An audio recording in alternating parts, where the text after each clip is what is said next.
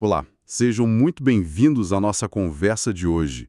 A gente tem aqui um material muito interessante. É um relato sobre a vida de Paula Santos, uma senhora de 80 anos, lá do Porto, mas que hoje mora em Santa Luzia, Tavira. A fonte que a gente usou é um texto adaptado por Albino Monteiro, sabe? Chama Paula Santos, Vida, Sabedoria e Conexões. E descreve ela como um exemplo de vida mesmo, cheia de histórias, uma sabedoria muito própria. Então, o nosso objetivo aqui é dar uma explorada nessa história, tentar entender o que torna a trajetória dela tão inspiradora, né? E o que a gente pode tirar disso tudo. Vamos mergulhar nisso. Com certeza. Histórias como o da Paula são sempre, assim, convite para a gente pensar. É impressionante como uma vida individual pode, né, refletir tantas mudanças sociais, tecnológicas, e ao mesmo tempo mostrar o que não muda, né? Aquelas constantes humanas, a necessidade de se conectar, de ter um propósito. Vamos ver o que essa fonte revela sobre essa vida de 80 anos. Bom, o texto começa falando da vida profissional da Paula. E olha, é uma viagem no tempo. Contabilidade antes dos computadores serem, assim, a norma nos escritórios. O relato descreve isso de um jeito muito vivo. Era tudo na base do lápis, papel e muito cuidado. Dá pra gente imaginar a concentração, aquele trabalho minucioso, todo dia.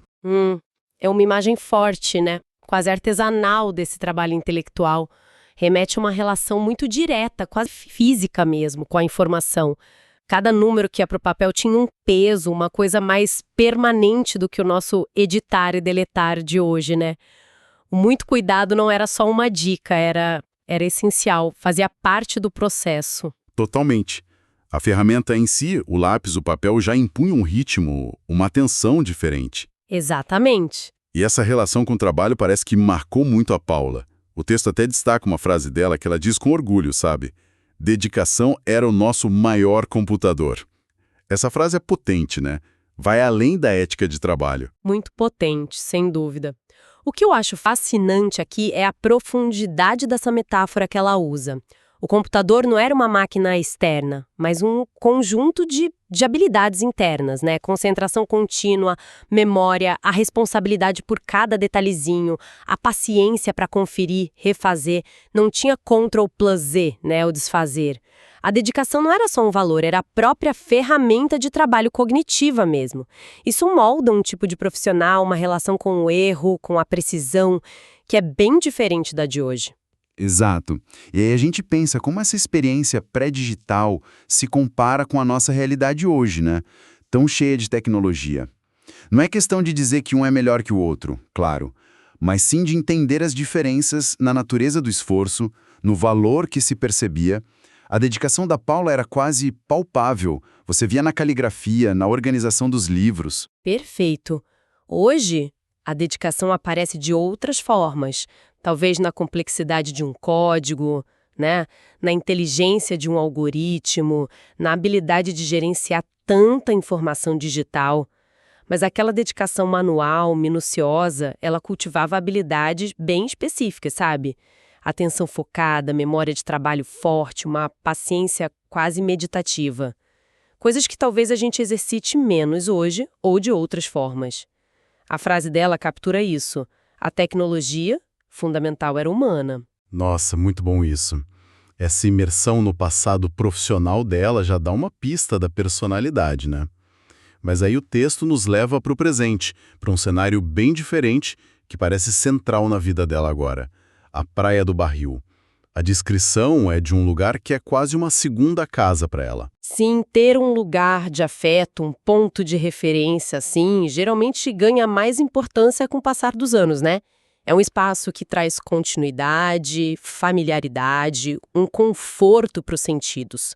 Funciona como um palco para o presente, mas também guarda memórias vivas.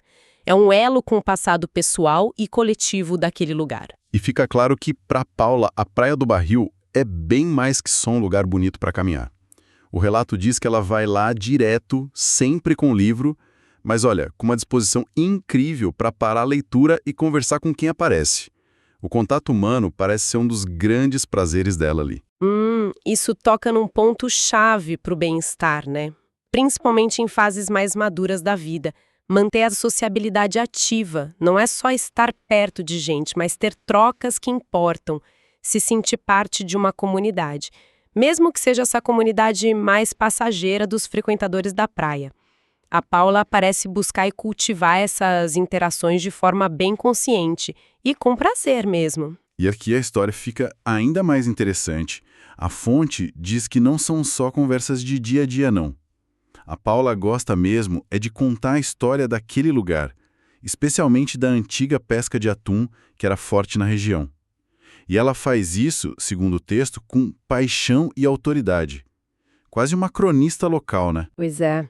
Se a gente conecta isso ao quadro geral, a gente vê o papel fundamental da narrativa, da história oral, para construir e manter a identidade tanto da pessoa quanto da comunidade. Ao contar a história da praia, a Paula não está só passando informação.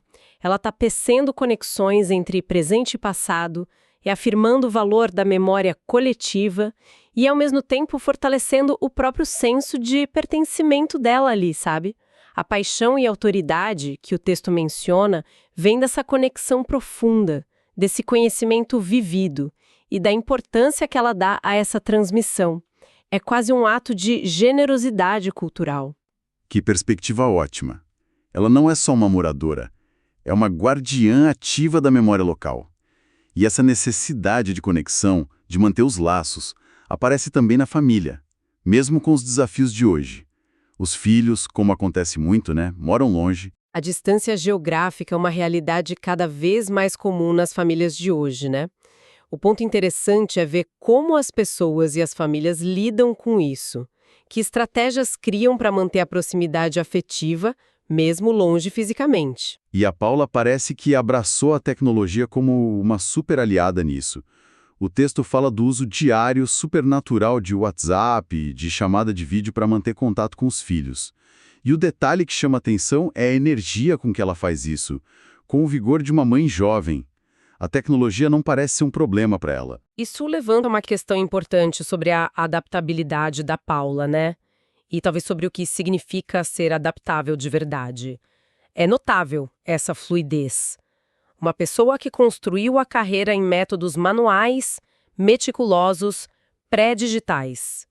E agora usa com tranquilidade as ferramentas de comunicação mais atuais para nutrir os relacionamentos mais importantes para ela. Não é só usar a tecnologia. É integrar ela de um jeito que faça sentido na vida. Essa justaposição é muito marcante mesmo.